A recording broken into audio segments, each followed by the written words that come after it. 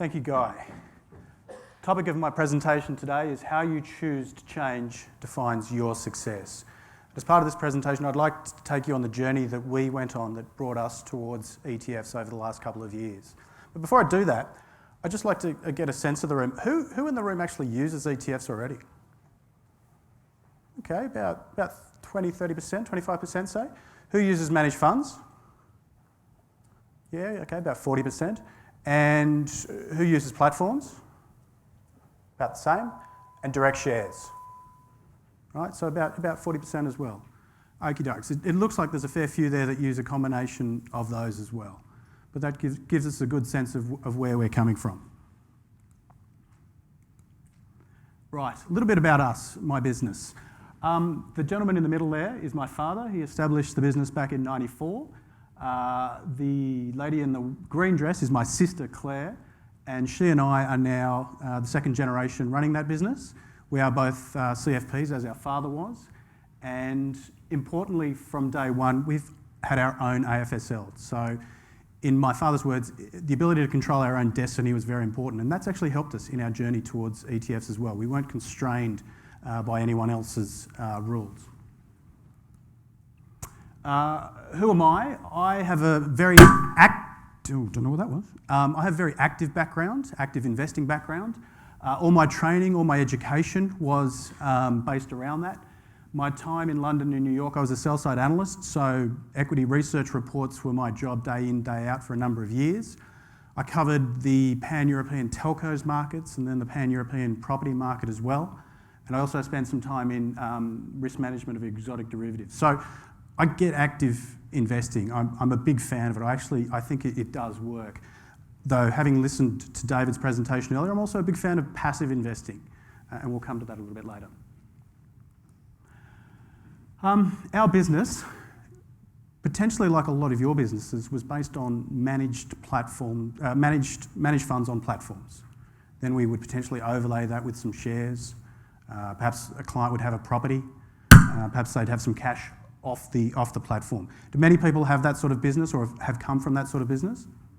Yes? Yep. I can see a couple of nodding heads out there. We were 100% active. All through my time working in London and studying, I had no idea what passive investing was. To me, it sounded like a sort of a cop-out that you weren't making decisions. One of the key things that we faced a couple of years ago was that we saw this growth in two things, and I think they're actually related, especially here in Australia, is self-managed super funds and exchange-traded funds. Does anyone know how many members of self-managed super funds we have today in Australia? Ish? There's 500,000 funds. How many members? Have a guess. Just under a mil.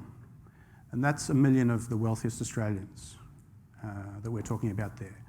Clearly that's grown over recent years. But the ETFs, we saw David's presentation earlier about the growth in ETFs as well. And they've matched each other. And to be honest, SMSFs are big users of ETFs. So if you're not addressing that market, or if you're not involved in that market, it's certainly something you should be looking at. I think the other thing you should be aware of, even if you never touch ETFs in your business, even if you come here and you think that's interesting but not for me, you should actually be a fan of ETFs. And I'll tell you why. What ETFs are doing right now is driving down prices throughout the market. They're competing with each other on their management expense ratios, but they're also creating incredible pressure on the managed funds to do the same to stay competitive. So if you take nothing else away from today, be mindful that ETFs are in your best interest even if you never use them. Who was here last year? Well, a couple of you. Okay, you'll have to bear with me if you've already done this exercise. Hands up in the room who is a rugby league supporter. About 15%. Hands up in the room who is a rugby union supporter. About 30. Do we have any soccer fans? Yep. A few more. AFL? We're not in Melbourne, so there's probably not that many of those. My father believes there is only one religion in the world, and that's rugby league. He's born West Tigers, he will die West Tigers. He sent me to a rugby school though. So from my perspective, I can see the strengths. I see league can be a great game, and union can be a great game. And then you've got people like Sonny Bill Williams and Israel Folau that can sort of combine the best of two of them. which is absolutely amazing. I can't tell you which of those two games is best. The league guys out there will say league, the union guys will say union. I don't know. They've both got their strengths and weaknesses. What else could you apply that to?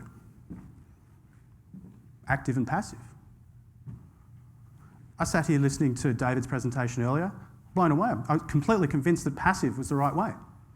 Now I can tell you if I went and listened to one of the top fund managers do his spiel about active, I'd walk away thinking the exact same thing, but in the opposite. Thinking active was clearly the way to go. Which one's right? Neither? Both? I think both are right. In fact, I don't know which one's right. But you know what? I'm going to take the best of both. They're not mutually exclusive.